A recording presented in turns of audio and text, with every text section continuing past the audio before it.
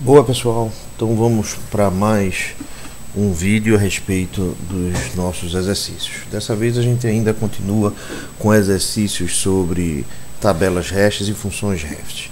Então, em particular, tem aqui esse exercício. Esse exercício é um exercício relativamente difícil. Vamos lá. Então, defina uma família H de funções REST a partir de um conjunto finito U. Então, U vai ser o nosso universo, para um conjunto de finito B. Então, B é onde a gente quer mapear o universo U. Então, essa família de função ela deve ser universal se, para todos os pares de elementos distintos K e L pertencente a U, a probabilidade de ocorrer uma escolha de função de REST H de K igual ao REST H de L seja menor ou igual a epsilon, onde essa probabilidade é sobre a escolha da função REST H, escolhida de forma aleatória a partir dessa nossa família H de funções.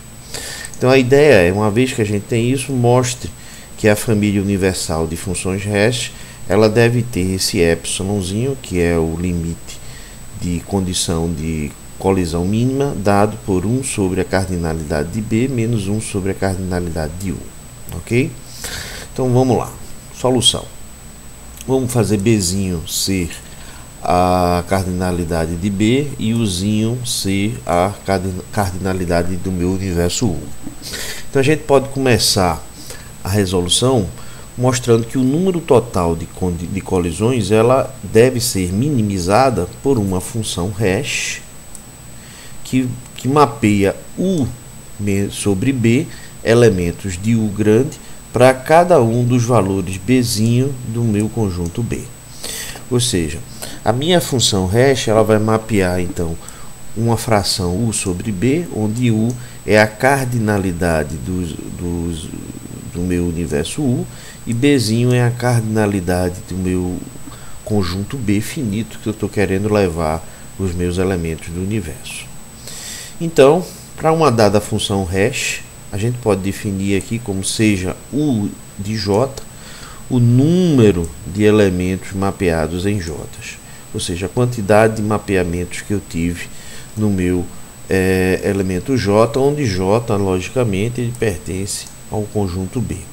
Então, se a gente somar sobre todos os J, a gente vai ter exatamente a cardinalidade de U. Então, Uzinho nada mais é do que o somatório em J sendo qualquer elemento de B, então somatório sobre todos os elementos de B, de U de J. A gente também pode definir o número máximo de colisões que poderão ocorrer para um dado valor de J, ou seja, para um dado valor de elemento J que pertence ao meu conjunto B, como sendo a combinação U de J 2 a 2, Então a gente tem que toda vez que dois elementos, um par, der o mesmo resto em colisão, então U de J 2 a 2, que é dado por U de J, que multiplica U de J menos 1 sobre 2. Bom, então aqui a gente pode definir então um lema desse nosso processo, que o número total de colisões, ela deve ser, ou ela será minimizada, quando esse U de J for exatamente igual a U sobre Bzinho, para cada elemento J pertencente a B. Então, como é que a gente prova esse nosso lema? Vamos definir aqui a seguinte coisa: se a gente tiver a condição que U de J for menor ou igual a U sobre B, então a gente caracteriza U de J chamando ele de subcarregado, ou seja, ele está abaixo desse nosso valor U sobre B. Já se ele estiver acima, ou seja, U de J estiver maior ou igual a U sobre B, a gente diz que ele está sobrecarregado, está com valor acima. Então vamos considerar uma situação não balanceada, na qual U de J ele é diferente de U sobre B, ou seja, U de J ou é subcarregado, menor do que U sobre B, ou ele é sobrecarregado, que é maior do que U sobre B, E isso para pelo menos um valor de J pertencente a B.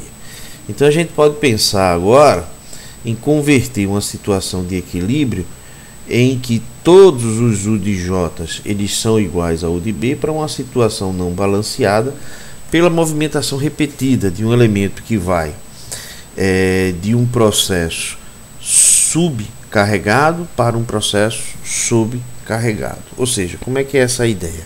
Imagina que você pode pensar aqui que os valores de B, né, eles são representados como baldes. Então, cada balde desse ele está cheio até um determinado nível, e esse nível é exatamente U sobre B. Então, se tiver abaixo desse nível, esse balde, então esse balde está subcarregado. Se tiver acima desse nível, esse balde está sobrecarregado. Então, a ideia aqui para manter o desbalanceamento é pegar todos os baldes, ou pegar baldes subcarregados, transferir uma quantidade de elementos desse balde para outros baldes sobrecarregados. Então você vai aumentando a proporção de desbalanceamento, ou seja, quem é menor do que U sobre B fica menor ainda, e quem é maior do que U sobre B cresce mais ainda, certo? Bom, então é possível mostrar que cada uma dessas movimentações aumenta o número de colisão. Toda vez que eu tenho essa quantidade de U de J, que é a quantidade de colisões do elemento J, seja maior do que U sobre B ou menor do que U sobre B, isso aumenta a minha condição de colisões. Então suponha que move-se um elemento a partir de um valor subcarregado de J para um valor K sobrecarregado. Ou seja, vamos supor que a gente está fazendo exatamente esse movimento aqui que a gente acabou de falar, dos baldes, né? Estou pegando um balde que está sub, ou seja, tem um nível abaixo de U de B, e pegando elementos dele e jogando esse elemento para um balde sobrecarregado que tem já quantidade maior do que U sobre B. E os outros elementos são deixados sozinhos, se a gente não mexe em nada. A gente só vai mexer no único elemento J. Então, devido ao fato de que J é subcarregado e K é sobrecarregado, a gente vai ter essa condição aqui, ó. U de J ele vai ser menor ou igual a U sobre B. Tirei elemento desse rapaz, ele é sub, né, carregado, e joguei para esse outro rapaz U de K. Então U de K é maior ou igual a U sobre B. Assim, se a gente considerar apenas as colisões para o elemento J e para esse elemento K, como a gente só está modificando nele, a gente vai ter a seguinte coisa: antes da tirada de elemento de J para cá, a gente tinha a quantidade de elementos ou a quantidade de colisões em U de J, dado por essa primeira fração nessa equação, ou seja, U de J que multiplica U de J menos 1 sobre 2, a quantidade de colisões no elemento J, mais agora a quantidade de colisões no elemento K, que é U de K menos 1 sobre 2. Então essa condição aqui, essa primeira equação, ela é exatamente antes de a gente tirar um elemento de J e colocá-lo em K. Quando a gente faz essa modificação, a gente vem para essa equação aqui de baixo. Ou seja, U de J vai para U de J menos 1, então U de J menos 1 vezes U de J menos 2 sobre 2, mais, e U de K vai para U de K mais 1, então U de K mais 1 vezes U de K mais 1 menos 1, fica só U de K sobre 2. A questão agora que a gente tem que provar, tem que mostrar, é que essa segunda equação aqui formada por essas duas frações, ela é maior do que essa primeira equação aqui, certo? Bom, pessoal, então veja só, U de J é menor do que U de K, que a gente já viu, porque U de J é sobrecarregado, é subcarregado, e U de K é sobre. Então U de J é menor do que U de K mais 1. Então aqui é só uma manipulação algébrica. 2 vezes U de J vai ser menor do que 2 vezes U de K mais 2. Aqui o que é que eu faço? Eu subtraio U de J, eu subtraio 2U de J dos dois lados e subtraio U de K dos dois lados. Então fica menos U de K menor ou igual a U de K menos 2U de J mais 2. Ou seja, toda operação que eu faço do lado esquerdo, eu também faço do lado direito. Desse lado de cá, a gente soma dos dois lados U de J ao quadrado menos U de J mais U de K ao quadrado. Então aparece aqui, ó, U de J ao quadrado menos U de J, com esse 2 vira 3, mais U de K ao quadrado. e aí a gente consegue ainda continuar com a mesma inequação. Aí a gente pega essa inequação, reescreve colocando os termos em evidência e divide todos os termos por 2. Quando a gente divide todos os termos por 2, a gente chega exatamente que o lado esquerdo dessa inequação é a quantidade de colisões para o elemento J e K antes da transferência dos elementos, e aqui é exatamente a quantidade de colisões de JK depois da transferência do elemento J para o elemento K. Então a gente vê que a quantidade de colisões ela aumenta quando eu tiro um elemento do subcarregado e jogo esse elemento para um sobrecarregado, né?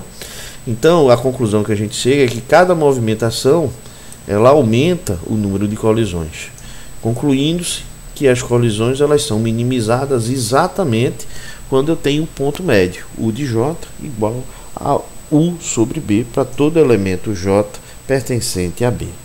Então com isso a gente prova esse nosso lema, que é o número total de colisões é minimizado quando U de J é igual a U sobre B para cada elemento J pertencente a B.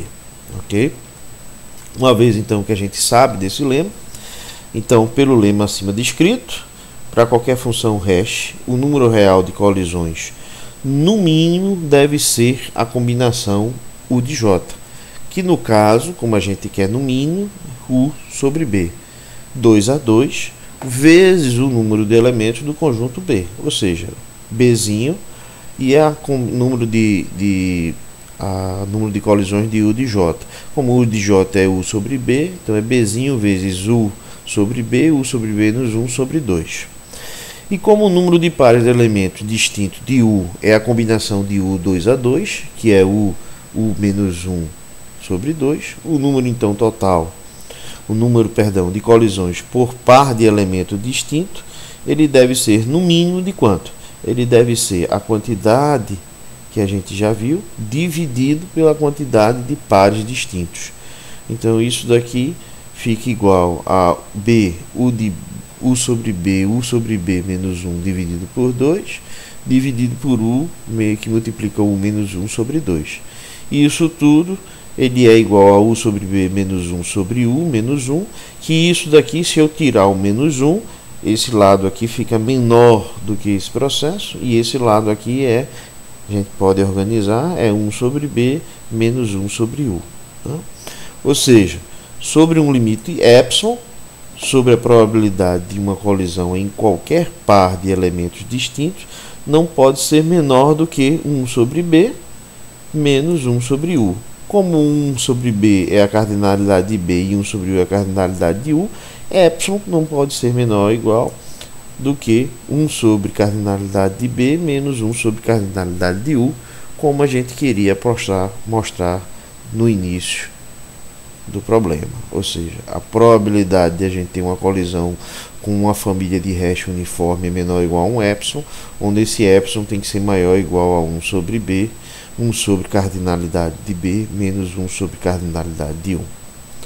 Bom, pessoal, esse é um exercício teórico, um exercício relativamente difícil, e eu espero que os senhores tenham entendido. Obrigado e até a próxima.